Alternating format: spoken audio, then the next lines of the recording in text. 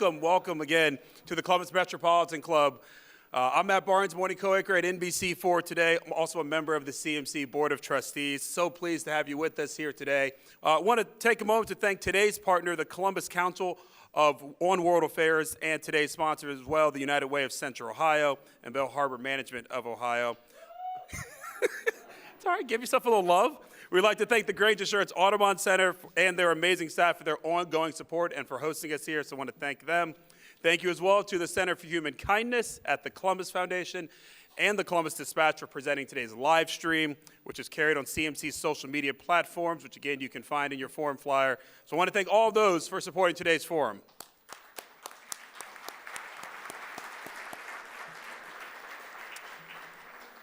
And now for why you're really here, let's get to our topic, right? Ohio's Latino community is comprised of more than 500,000 people, accounting for 4.2% of our state's total population. That, according to a 2021 report released by the Ohio Department of Development. Ohio's Latino population more than doubled just since 2000 and has more than tripled since 1980. The community is younger than the state average and faces higher unemployment, but it's growing rapidly and now owns more than 2,000 businesses in the state. So today we're going to explore the state of Ohio's Latino community, 500,000 strong and growing. To introduce today's speakers, we're going to welcome Patrick Therrien from today's partner, the Columbus Council on World Affairs. Patrick? Thanks. All right. The Council on World Affairs is pleased to be a partner with the Metropolitan Club. Our whole mission is to educate our community about the world and why it matters. And part of why it matters is right here in this room. I mean, the world's here. There's probably, a half dozen languages and 24 countries represented right here in this room. And that's one of the things we try to emphasize when we're working with our 1,200 high school students. Yeah, 1,200. That's a lot of hormones and a lot of sounds. 1,200 high school students and thousands of professionals through our training. Besides Latin America and Hispanics diversity, there is always one thing I notice in the room when there are Hispanics and Latinos.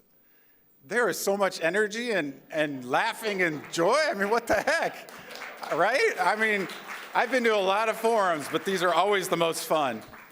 So it gives me great pleasure to introduce the distinguished speakers for today. And I'll start in the middle with Lourdes Barroso de Padilla, who is a city council person for the city of Columbus. Thank you. Yes.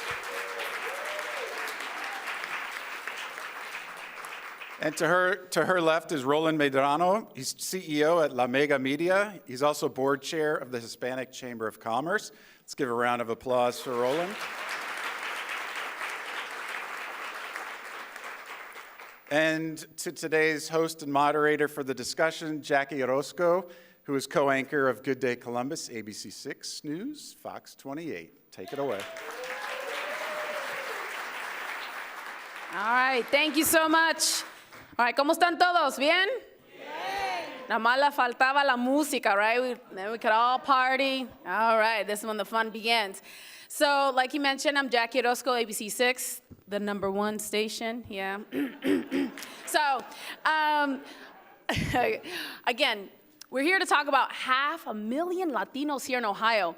I want to quickly just talk about a little bit my story, how I came to Columbus, Ohio, because I've never been to Ohio. Actually, work brought me here. I'm from Chicago, born and raised there. My parents are from Guadalajara, Mexico. And, Mexicanos? All right, love it. But my husband, Rodney Dunnigan, sitting over here, very supportive. He's also in media, he's an assistant news director at the station as well, but I'm still the boss. We came from Florida, and it was just a job opportunity here. It was kind of like a duo package, and it's something we couldn't turn down. And at first, when I came to Columbus, I'm like, there's Latinos here? And I was blown away. I was just like, wow, there was Mexicans, Puerto Ricans, like you name it, and then when you meet one Latino here, you're like connected to everybody. So I'm just very happy and proud to be here. And that's why I wanted to talk a little bit with, Lourdes and Roland. How did you guys come to Columbus? Lourdes? Well, first and foremost, I want to thank CMC and say, in the words of Lizzo, it's about damn time. But not for nothing, mi gente, not for nothing. I also want to say I kind of feel like it's my quinceañera today with all the friends who came. I appreciate your support. It's really our quinceañera, mi gente. It is. I came because I was born here. So my parents, I like to say they were early settlers here in the Great Plains of Ohio. Then my parents actually came from Cuba in 1970. And no, there is not a direct pipeline from Havana, Cuba to Columbus, Ohio. They came because like most immigrants, migrants, and refugees, they knew someone. It was in the most Latino of stories, it was my aunt's hairdresser who became a very good friend of the family's, who was married to an American, and my parents came to Miami, like every good Cuban should. And then my aunt said, listen, this is a good place to raise a family. They had no idea where Ohio was. All the Latinos will get that joke. They had no idea where Ohio was. They had no idea what winter was. And so they came, and right before winter, actually, my dad's first job was a busboy at the Kikiki restaurant. Interesting fun fact about the Kikiki at the time is all the busboys were Latino, and everyone who worked in the kitchen was Asian. I'm not sure how they communicated, but that, my friends, is the power of friendship and love. And my mother worked at my aunt's hair salon, and she swept up hair clippings and washed heads for a quarter a head, and learned English by watching All My Children, One Life to Live, which is everything you need to know about my very dramatic Latina mother.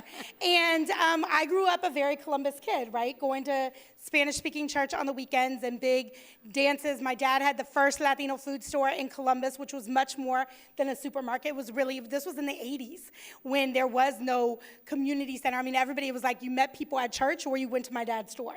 And he built in a back room so that my family could eat dinner there and they could have like dominoes tournaments in the back with his friends, right? Because that's how they built community together.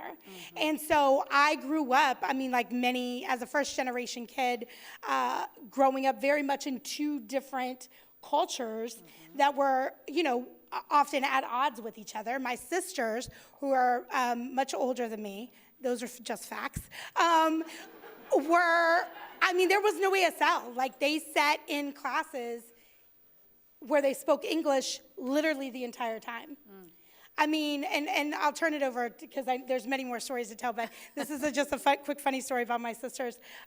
Literally, when I say they didn't understand English, one day my parents lived in what was Beverly Manor or Greenbrier, it became, and they had a fire escape, and my sisters were out on the fire escape, and they were talking to each other, and they were like, blah, blah, blah, blah, blah, blah, blah. My mom was like, girls, what are you doing? They were like, speaking English. Because that's what it sounded like to them, right? Yeah. And so these poor babies, like, when you talk about total immersion, I mean, and you think about where we are now, where we are sitting in a room actually talking about Latinos within my lifetime, I mean, that's how fast this population is growing, and the population of immigrants, migrants, and refugees in Columbus and throughout the state, so. Thank you, Lourdes. Well, Wow. gotta top that. All right. So I said, let Lourdes go first. That was a mistake. How do you follow that now? I guess what brought me to Columbus was Lane Bryant as a retail executive, and that's what got me here. But my story is I grew up in Washington, D.C.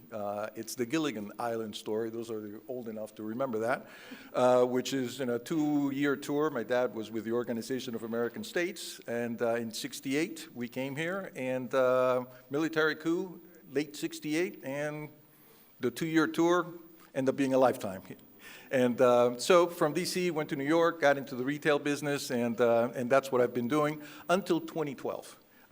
In 2012, I decided, well, actually, my kids decided that they did not want to move anymore. They loved Columbus, they had their friends, and made the decision to stay here in Columbus and invest and started business. I own 3 locations, Office Evolution, shared workspaces here in Columbus. And then the story about once you meet one Latino. Yep. Well, I didn't know any, right? I came from the corporate world, and only lived here 3 years. In 2009, it was 2012 when I was making these decisions, and I meet Lily Kavanaugh of Oshlag, Googling Hispanic, because I wanted to do something for the community. And sure enough, I said, I don't know anybody, but don't worry about it, we'll get you connected. Well, years later, got me into the Hispanic Chamber. I met Claudia de Leon, who's the president of the chamber, and that's how I began to get involved with the Latino community. I said, I don't want to be involved in politics. I'm about business. I do strategy. Well, once you're in the Latino community, politics, social aspects, and business, they're all intertwined. You can't, even if you try, and I have, can't get away from it. In 2018, we had the opportunity. Claudia came to me. She was working with La Mega and said, there is this business opportunity, and I would love to see if, you're interested in joining me and see if we can take this business forward. And it was exciting because I feel that our mission is very different than most media companies. Ours is rooted really in the community. It's really about helping, supporting, and inspiring the community. That's what we do. We also make sure that we're a reliable source of information for the community. And finally, we look at ourselves as the bridge to connect the community at large to the Hispanic community. You can't have a successful community if it doesn't integrate itself to the community at large. So that's kind of our task. So long story short, I'm happy to be here, and I hope that we can have enlightening conversation. Yeah, all right. Now, one thing we heard them both talk is just how they're connected. Once you know one Latino, then you know everybody. And I love the fact that you guys spoke that, you wanted to get involved in the community. Now that what I've seen that, we don't have enough Latinos, either, in the CEO sector, in the business sector, because there's so many of us. How do we kind of change that aspect? Because when we see, like you said, in the restaurant, they're busboys or things like that. So how do we kind of change that aspect to have more power in the Latino community in terms of just like job position? Yeah, absolutely. Well, it's interesting. So in 2021, I became the first Latina on the Columbus City Council. And thank you. And y'all should give yourselves a round of applause for that. And it's interesting because this is the power of representation. So when we looked at data from the 2021 elections, Latino representation at the voter booth increased by 300%. And that was not just because of me. That was because we actually had 3 Latinas on the ballot. As I look at Christina Vera, who's sitting right here, who's a vice chair of the Columbus Board of Education. Ramona Reyes was also on the ballot. And it was the first time, this was a historic race that we had 3 Latinas who were actually on the ballot. And I think that speaks to how far we've come, right? But I think that it's about in making it intentional. Like all of us have to think about, I often think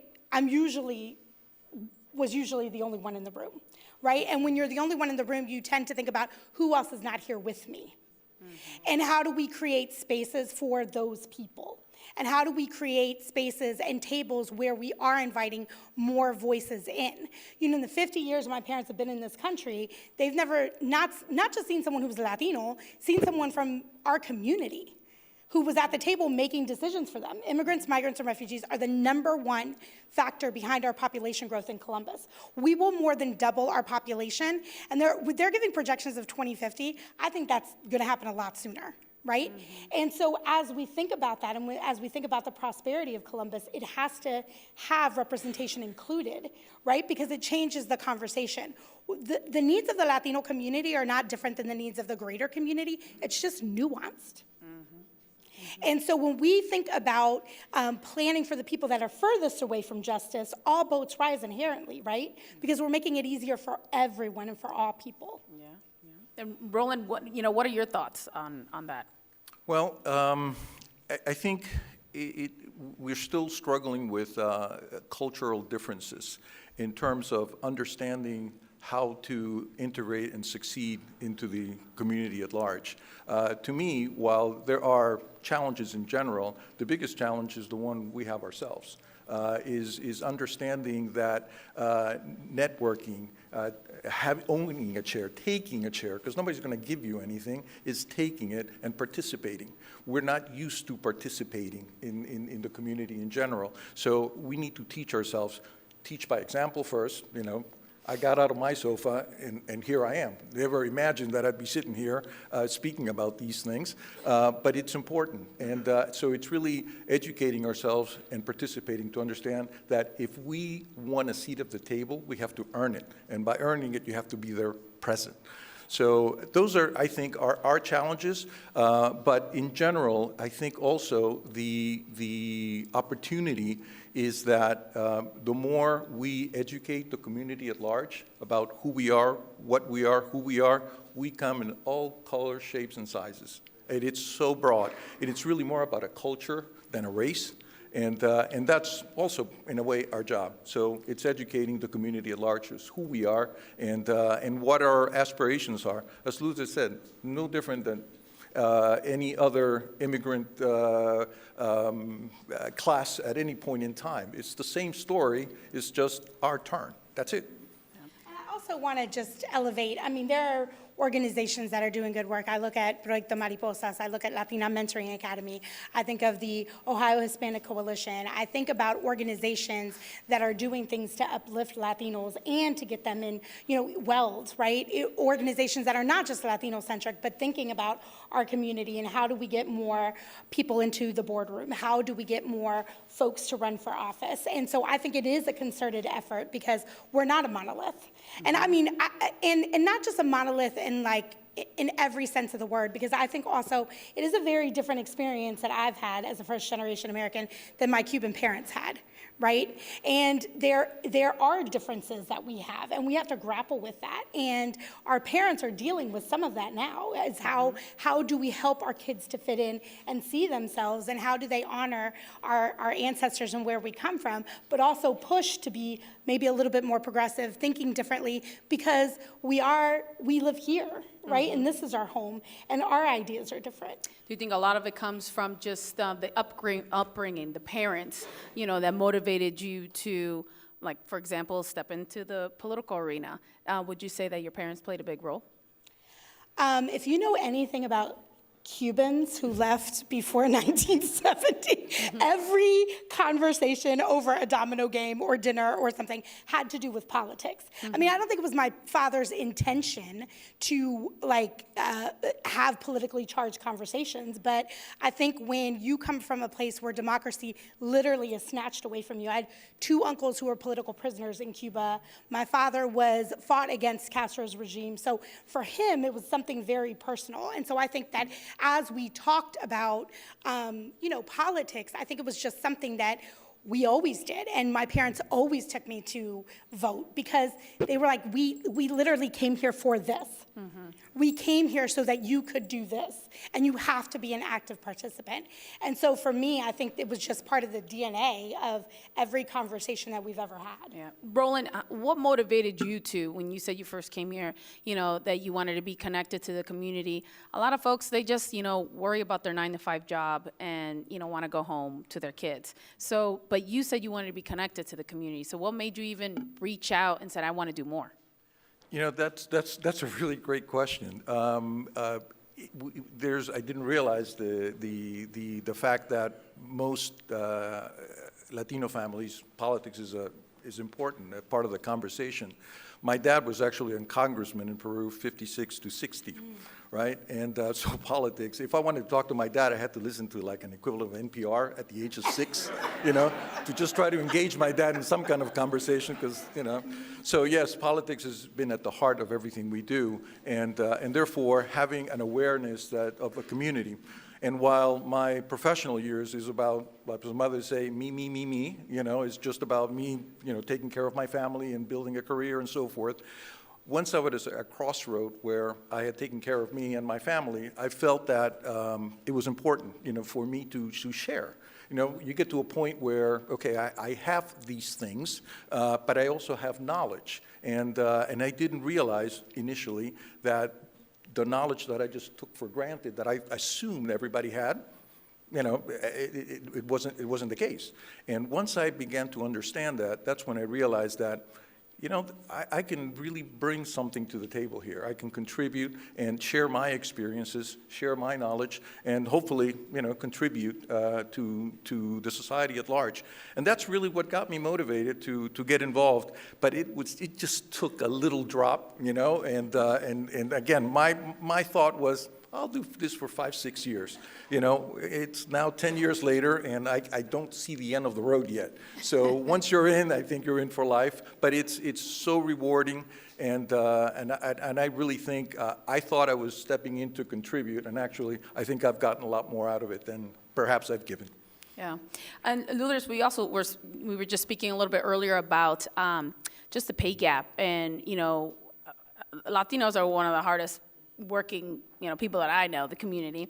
We're always doing 2-3 different jobs, hard-working jobs.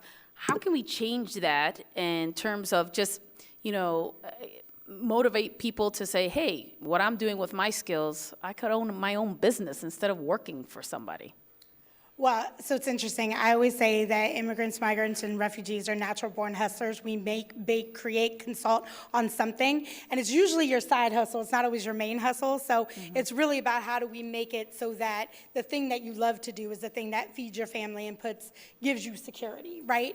And I think that we've made great strides. I mean, I think as I look at Ariana Uyola, who's sitting here from, who just joined the city, Latinos are representing strong in the city of Columbus, I have to say, but who's really working with small businesses to think about. I mean, it's interesting because I think there's a natural inclination. I think the stat was 2,000 business owners over Ohio. That has to be, there's like 2,000 in Columbus, right? Like that number has to be off. That's a because this is what we do, right? You carve your own path. When there's not a system that you see a path for yourself, you make a path. Right? You say, well, I'm going to open the store to sell my food to my people and speak my language because it's the thing I understand. My dad had a store because he had a store in Cuba, right? And my father had the equivalent of an 8th grade education and knew no English when he came to this country, right? But he was a good businessman. And so, I mean, he ran a lot of tabs, so my mom might question that, but here we go. He was a kind businessman. Yes. But I think that that's what we forge forward and do, right? I think when we talk about the pay gap, what's important to understand is that for women, you could have a PhD and you will not get paid enough. It does not matter what industry you work in. And if you look at, we just celebrated, or not celebrated, but acknowledged Women's Equal Pay Day in March, and that's really about white women and what they make on the dollar. Because once you start looking at Black, Asian, Indigenous, and Latina women, we start getting further in the calendar year. So for example, pre-pandemic, Latina Equal Pay Day was in October. Post-pandemic, we are in December. That means that I need to work an entire calendar year to make as much as my white, male, non-Hispanic counterparts. Over the course of my lifetime, I will lose $1 million in earning power. Me, my daughters, this entire table of strong, beautiful Latina women who are powerhouses in their own right, who come from different backgrounds and have different degrees. And so when we start talking about the pay gap, I mean, we passed at council, and I want to acknowledge my colleague, Councilmember Bankston, who's here. With the support of my colleagues, we passed legislation that would remove the question of what your previous salary range was from the application process and throughout the application process, so they can't ask you. So you're not starting from a deficit. It is a true negotiation with an employer. And this is something that will narrow. It's not going to close, because I want to be a realist here. It's going to narrow the pay gap and move us closer to pay equity. But I think that when we talk about, especially for Latinos, we have an amazing opportunity right now as I think about the trajectory of Latinos in Columbus. We have to be certain that here in this room, we're talking about a subset of Latinos, right? We're talking about, you know, kind of grass tops Latinos. You know, we're not talking about my mother who worked in a pharmaceutical company packaging medicine literally the entirety of her career. Double knee replacement and had to have carpal tunnel surgery on each wrist as a souvenir for her 40 years of service, right? And so how do we help women like her? You know, who's 83 and still paying for her house.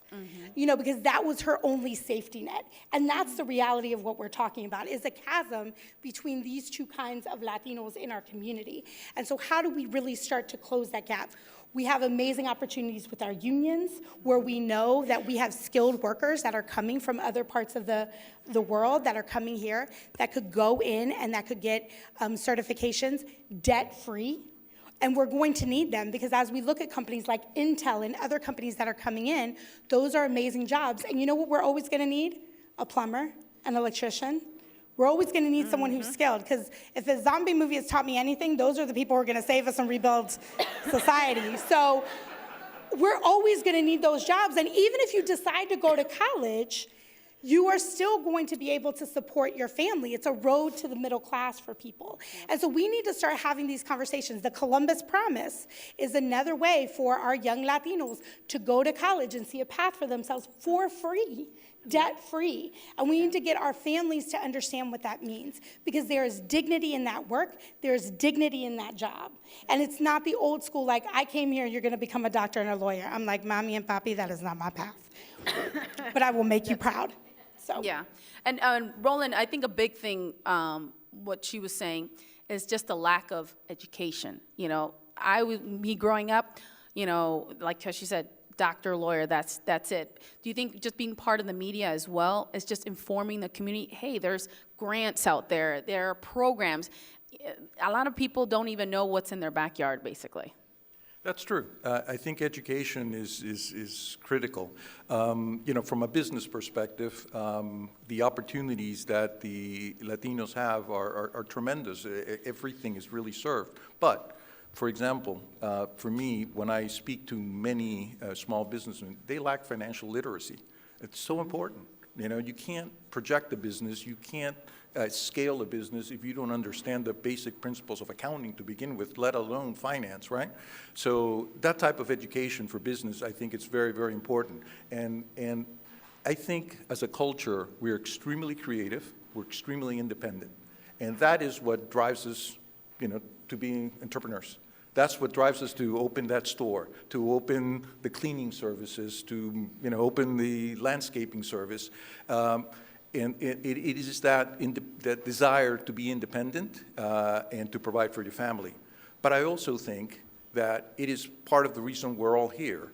It's that American dream, you know, and it's kind of handing the post from the last immigration group or immigrant group to us. Right? I mean, it is the immigrants that keep the American dream alive.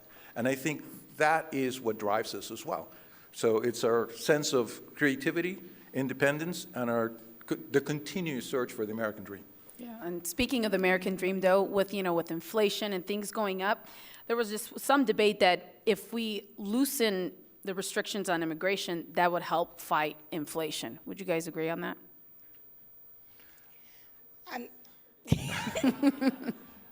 I mean, here's the thing. I think we have a broken immigration system in America, and I think that we can all agree on that, right?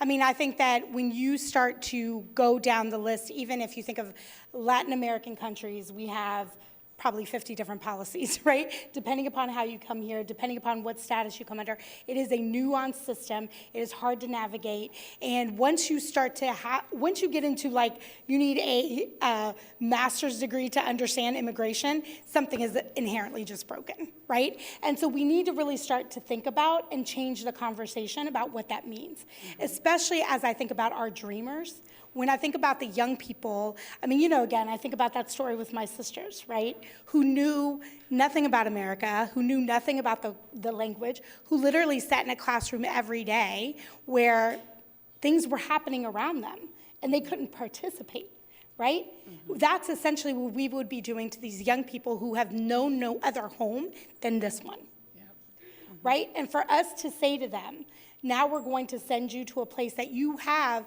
that doesn't feel like home to you, that you don't understand how it works. I mean, that's a conversation we need to start to have, because to me, that is, we're losing our humanity when we start to have that. Before we even get to economics, we start to lose our humanity, and that happens real quick when we start talking about and othering people. This happens in our own communities. I mean, as Columbus is changing, NIMBYism. I want affordable housing, I don't want it here.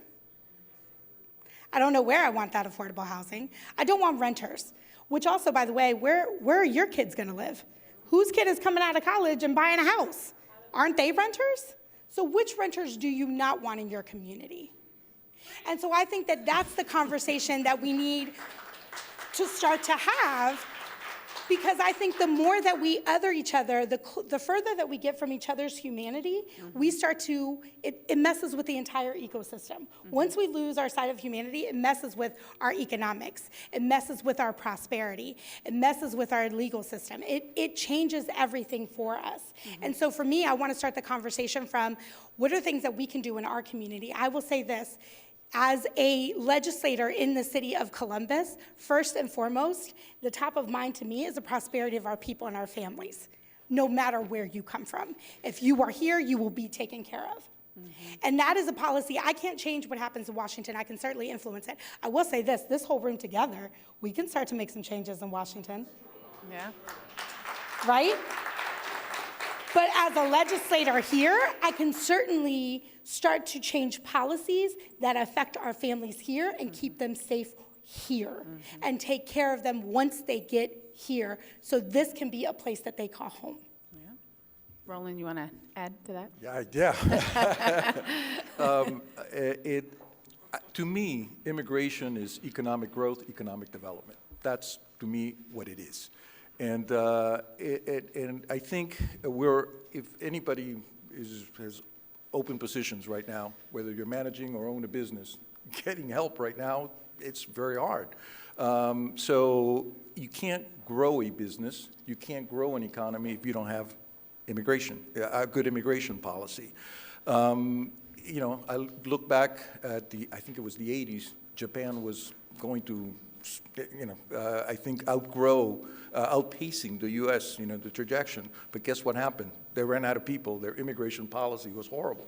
And, they blew up, basically.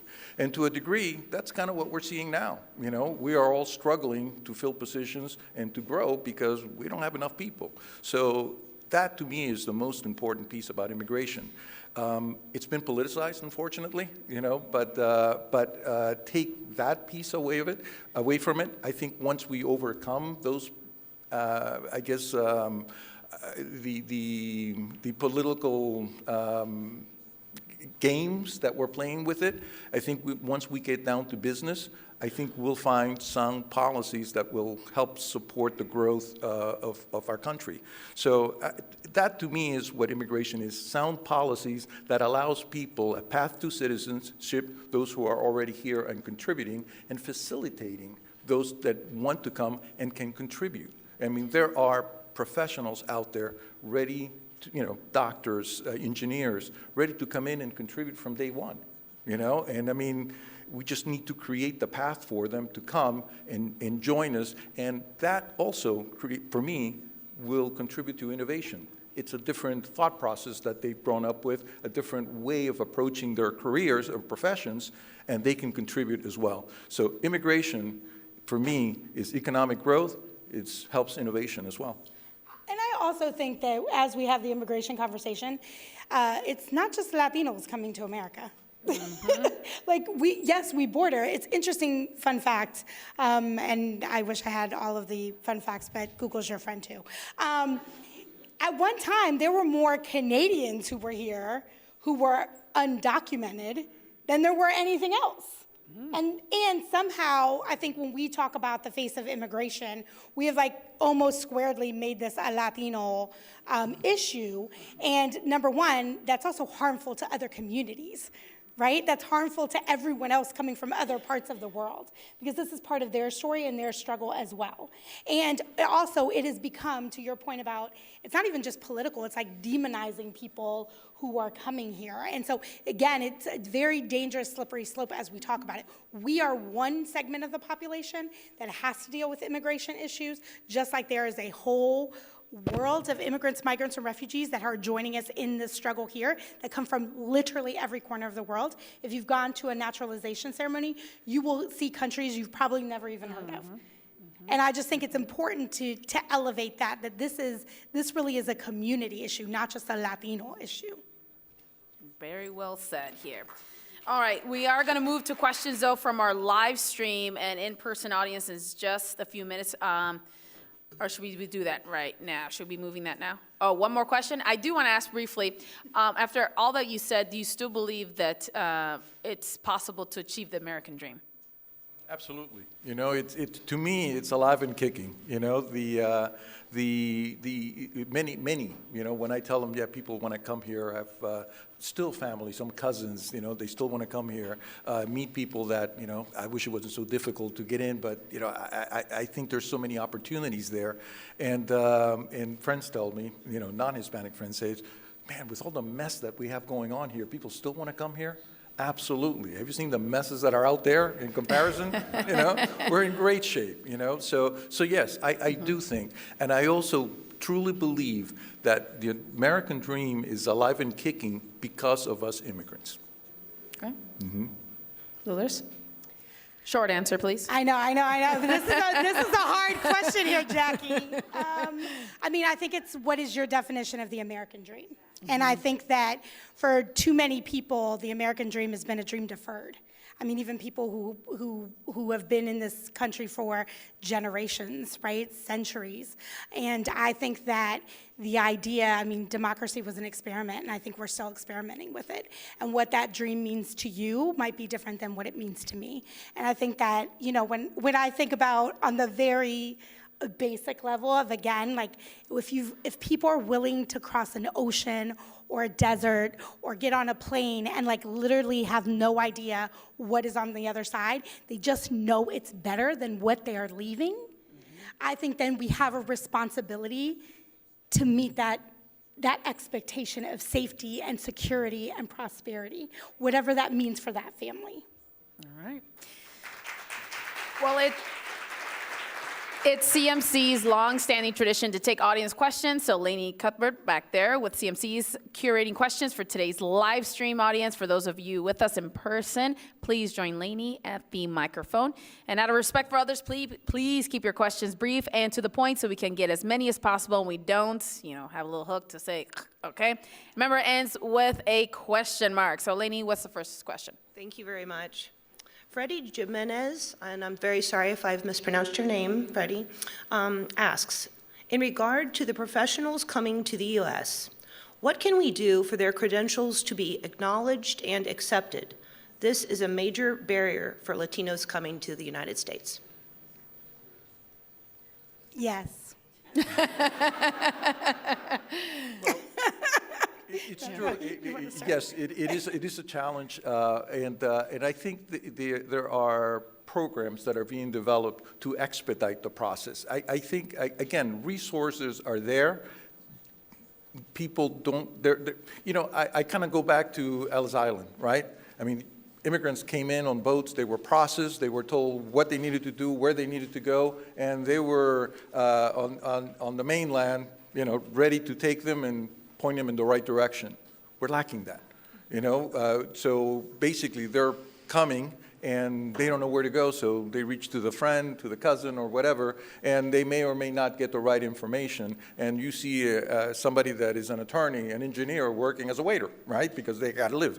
So I think, and I think we in Ohio have that opportunity to create this organization that kind of allows a filtering, you know, because not everybody is a doctor and engineer. Some people just need work, like whatever it is. So whatever their talents are, whatever their needs are, I think having an organization that can route the people and help them expedite, I think that is critical. So I think we need to figure out how to do this at a state level and probably, you know, a national level as well, because opportunities are everywhere here. So it's finding them. If you have not been raised here or understand how the system works, it's very difficult to figure out. And I just want to put a fine point on that. I think it's also about a conversation. We just started a series of immigrant, migrant, refugee town halls last night, and part of it was about we'll have several more. Folks can follow along on our social media channels. We'll share the rest of the dates, but I think it's about also having conversations with industry leaders about what that looks like, because it's nuanced everywhere, right? Sometimes it's about medical terms, sometimes it's about policies, sometimes it's about certifications, right? So I think it's a little it's a longer, the reason I answered yes is because it's a complicated question because it depends on the industry. And I think it's really up to us to have those conversations about how do we, again, make this more accessible for everyone. All right, now we have a question from the audience. Yes, hi, my name is Matthew. It's very nice to meet you all. I'm a student here with Otterbein University, and I currently double major in communications and Spanish, so I would be remiss not to bring up the idea of compulsory language education for all of the youth here in Columbus. So I am just curious about what are your thoughts on requiring Spanish language immersion for all of our students in our public schools so we can better help integrate our community on a communication basis? One thing, Christina, you should give a little Miss America wave because we have one of our school board members here. You should definitely follow up with this conversation. But I mean, I think that anytime that we're adding skills to young people and giving them the opportunity, I mean, we have a couple different language immersion schools within CCS's network. And I think that, I mean, we can see, we even have an international school. We have a school for students who are coming from all over the world that they have the opportunity to all be together in a school. So I think whenever we give our young people, you know, one more skill, one more tool in their tool belt, it is helpful, especially as we think about Spanish, because it's the second most spoken language in this country. I mean, it's a skill you're going to use, right? And so I think how we change it to policy is a different kind of conversation, especially, I'm not sure if you've paid attention to some things that have been coming out of our state legislature and their ideas about what people should and shouldn't be learning. So it becomes a little bit of a slippery slope, but that's where local municipalities coming in with a partnership with our district leaders really could help to see something like that really become policy. I think being bilingual, trilingual is really important because it's not just about learning a language, you learn culture. And that's the biggest benefit, I think. The more broader we are in our thinking, I think the more we can bring to the table, you know, once we graduate from school and become part of the workforce. So having that ability to have a different perspective on any one issue, I think it's a huge benefit. Thank you. Mm-hmm. All right, Lainey, are we going to take another audience question? Okay. So I have a question, Kay Wilson. We have United Way here. I think Columbus Foundation is here, Columbus City Council. How can we bring together, coalesce a group on a unified effort? I know I struggle when I try to find the numbers for new immigrants for the Latino community, and I only have the source of the census. So how could we come together in a unified effort, maybe on a grant or policy, grant to support policy, to find out the actual numbers for Franklin County and the businesses and those that are of the Latino community, the community of color in general, just to find out our businesses and the economic strength that we have here in Franklin County? You know, this is a great opportunity. We've ourselves struggled with this, right? And we rely, you know, on the resources, government resources, to get some of that information, but we also know that it's not accurate. The answer is yes, we'd love to partner with these organizations so we can better understand. It's also and we do this for the sake of our own business. You know, we need to understand where the community is so we can reach out to them and make sure that they participate in whatever, you know, the matters are at hand, you know, from voter registration to health matters, right, and education. So we would love to partner. You know, afterwards, I'd love to sit down and speak with you and you know, set up a meeting so we can talk about it further. These are one of the aspects of as to why I got involved, because with media, with a privately held company, we can actually expedite a lot of these matters, and I would love to be able to have further discussion on that. And Kay, our office has been working on we bring together a group called the Latino Leaders Group. It's modeled after another group where essentially we're working to, how do we really build our organizing muscle as a Latino community. We've been acting as a convener for that group. We started doing calls, we did our in-person, how do we kind of organize. When I look at the Ohio Latino Affairs Commission, which Lily Kavanaugh, who's the executive director, is here, who is an amazing data source and a center pole for everything Latino within the state of Ohio, who can then start to break down some of those numbers for us locally. But this is the same conversation that we've been having. We've had different kind of organizing effort. I think that we are at an incredible tipping point as a community. The most organized I feel like we've been, the most connected that I feel like we've been, the most resourced that I feel like we've been. And I think that now's the time where doing some of the efforts that you're talking about, and our office has leaned into that. We put together an IRMA Council, which is Immigrant Migrant Refugee Council, which will really act as it, and there's people from all over the immigrant, migrant, refugee diaspora, from all different nations that are really helping us to be kind of a sounding board for this work and thinking about what do we need to do. And that's a service not just for my office, but for city council, for the mayor's office, for the community as a whole. And so we're looking at what are the ways that we can really use, the influence that we have in this position to be a convener for the community, with everything coming from the community, but knowing that we have a space where we can bring people together. Thank you. Buenos tardes. My name is Miamo, Officer Wendell Tober with the Columbus Police. I don't usually tell people that I'm with the Columbus Police Department, but I say I'll default it to you people because you're kind of special here. So first of all, thank you, all of you, for serving. I get thanked a lot for what I do, right? So at the end of the day, thank you for taking the time out to serve your communities and giving of your own time. You're not always getting paid for what you do, and you're not necessarily doing it for the pay, right?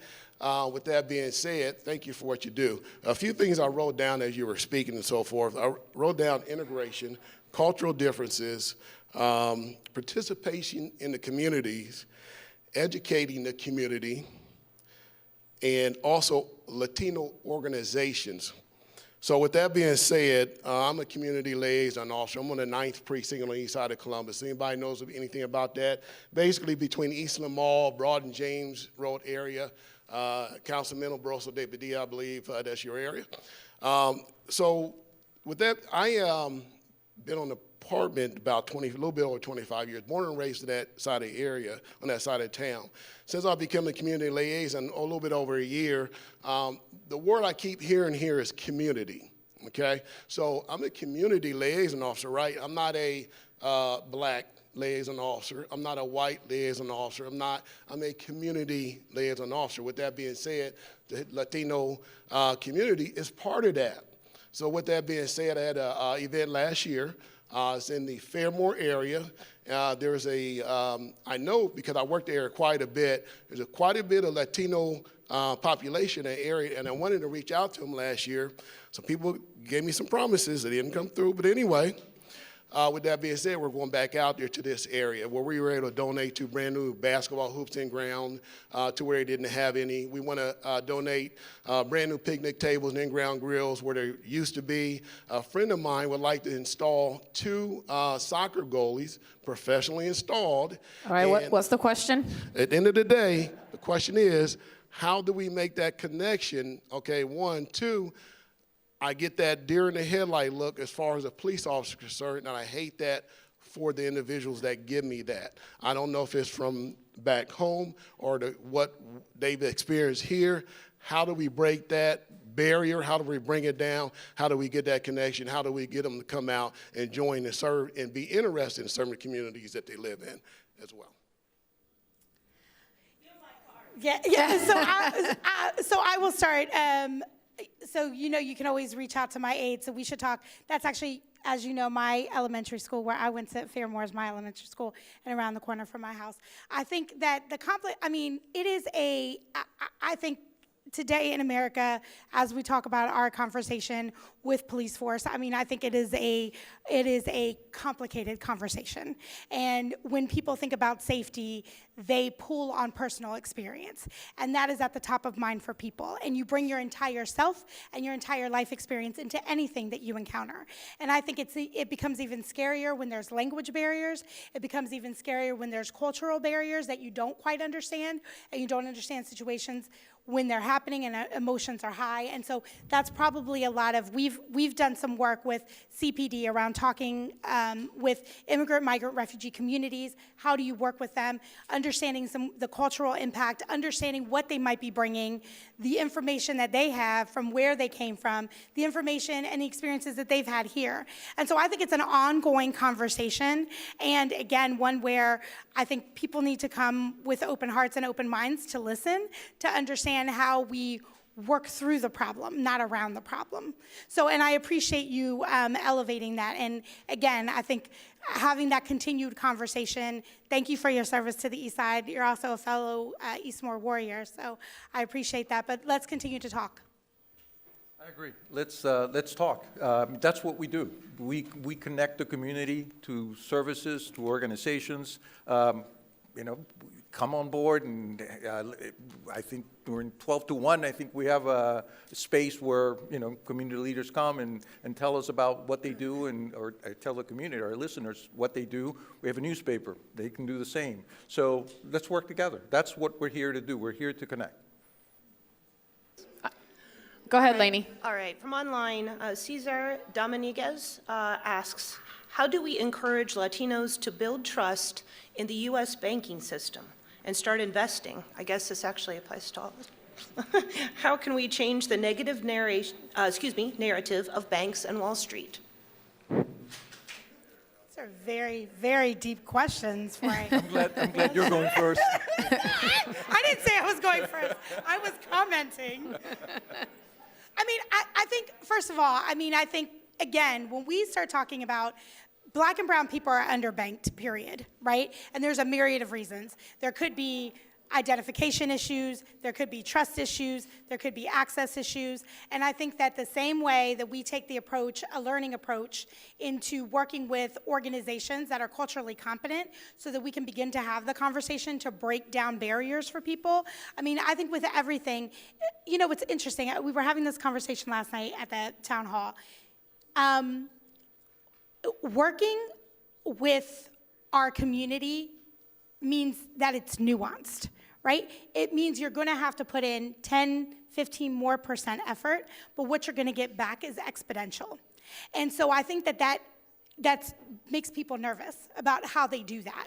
But there's lots of experts in this room, right? Because there are organizations in this room that can partner with a bank, that can partner with other organizations that are doing this work so that we can educate our community, so we can talk to them in ways that they understand, right? You can't talk to I would say any immigrant, migrant, or refugee about saving money without first having a conversation about the people you need to take care of. Because somewhere in this world, whether they are across an ocean or across the block, you're taking care of someone. You are responsible for someone.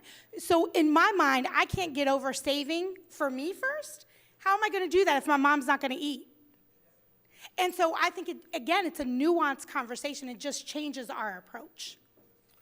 So if I knew what is going to happen with the banking system, I'd be in an island somewhere, you know, and jetting back and forth. That's just a very broad question, but bringing it down to Ohio and the Latino community, and only because it's bank related, we have been working now for 2 years with Esperanza, which is the only credit union based in Toledo. And finally, after a gazillion hurdles, they've been authorized to establish a branch here in Columbus, which for them is a huge market. So, yeah, that is huge. And the hope is we're going to pilot Columbus and then look to Cincinnati and Cleveland and so forth. But I think, going back to what Lourdes is saying, speaking not the language, understanding the needs. And more importantly, what I really like about it is the fact that they're not just looking at the credit score. It's a community reference, right? Do you know Juan? Oh, yes, Juan has been here for 10 years. He's been mowing lawns. He needs a $10,000 loan because he needs to buy 2 more trucks, and that's the stuff that we need. Barriers so that you can have that. So even, it's not going to ask the same thing a traditional bank would ask for, which is what makes it so unique. Correct. All right, well, got the wrap. So thank you so much, Lourdes and Roland. I'm going to toss things over to Matt Barnes. Well, thank you all so much. I had a great conversation. Hope you all enjoyed it out there. Lourdes, I'm going to give you a chance. Do you want to plug the event tonight at 5:30? I do, thank you. So this evening, we are having a free and open to the public workshop at Columbus State Community College. Starts at 5:30. It's a brief panel on pay equity and closing the pay gap. And then from there, it's a free salary negotiation workshop. So geared towards women, but we'll welcome everyone. Everyone should learn this skill. But please come tonight if you are available. We still have some room for registration. So. Well, again, I hope you all found today's forum enlightening, interesting, and frankly, just eye-opening in some of the issues that are still out there, but also a lot of the work that's been done. I know I'm born and raised in Columbus, and from when I've been born to now, I can't imagine a life without Latinos in this community. I mean, let's be honest, you make the world better. You just do, all right? We need your ideas, we need your opinion, we need your perspective, so I know whether it's Jackie, myself, or anyone in the media too, help us help you. If there's stories that need to be told, you feel like we're not doing our jobs well enough, let us know so we can make sure we tell the masses about the great work that you all are doing and what more needs to be done as well. I want to thank today's partner again, the Columbus Council on World Affairs. Today's sponsor, the United Way of Central Ohio and Bell Harbor Management of Ohio. I knew that was coming. Thank you once again to the Grange Assurance Audubon Center, our virtual seat patrons, the Center for Human Kindness at the Columbus Foundation, and the Columbus Dispatch for today's live stream. And once again, big thank you to our speakers, Councilwoman Lourdes Barroso de Padilla, Roland Medrano, and our host, Jackie Orozco. Give them a round of applause.